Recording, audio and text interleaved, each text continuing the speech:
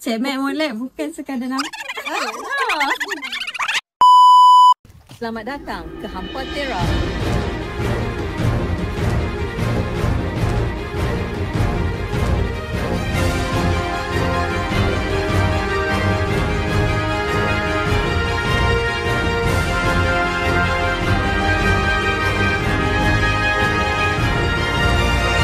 Hampa Tera Sinergi. Selamat datang ke Hampa Tera Sinergi Multitask.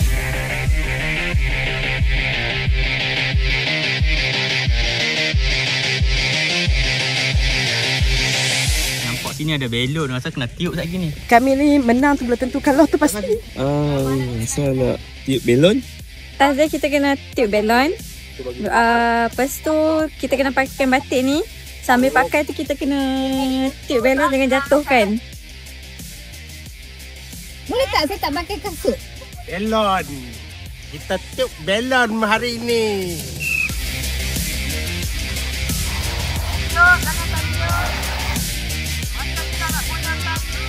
Kepakaran ada beniuk.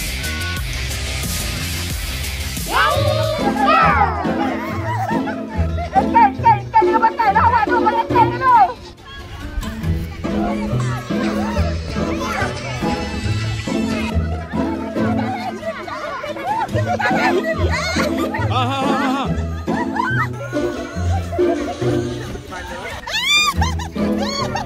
Pakai kain.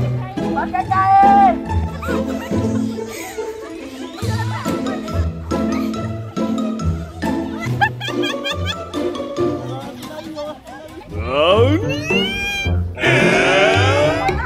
Ikat terus. Ikat terus tu. Ikat terus. Ikat terus. Ikat terus. Dia agak sukar ya sebab angin daripada sana. Bila tolak sana angin datang boleh tolak balik. Kan? Arah sana, arah sana. Ikat lampu sikit. Pakai balik. Pakai kain.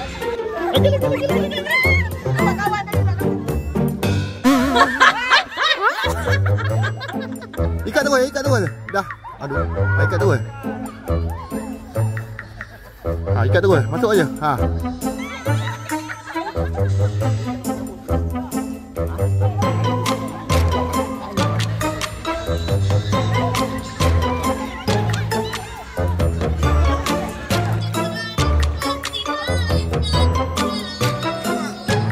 Okey, sampai.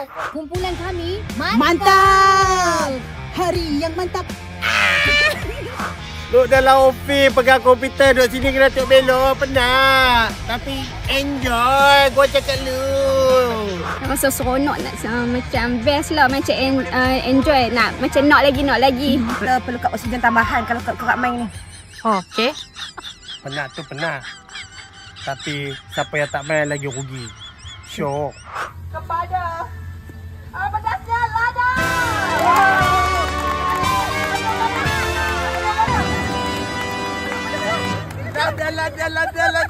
Lada. Lada is hot. Come on, baby.